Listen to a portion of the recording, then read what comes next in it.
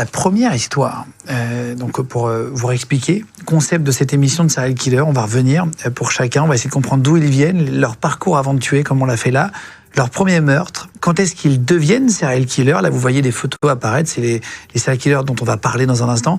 Quelles en sont les raisons, pourquoi ils sont devenus serial killers, leur méthode, les différents crimes commis jusqu'à leur arrestation, est-ce qu'ils ont fait des erreurs aussi.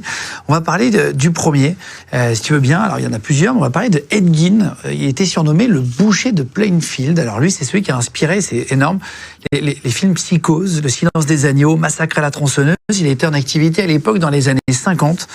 Il a été condamné pour 2 meurtres de femmes. Vous allez voir l'histoire. Après, on en a sûrement découvert d'autres.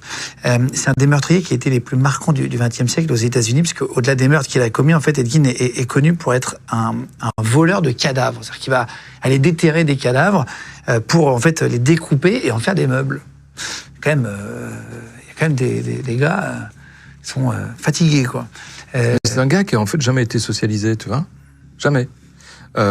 Son père était alcoolo, sa mère était une hyper pieuse. J'ai rien contre les gens qui ont de la piété, ça n'a rien à voir.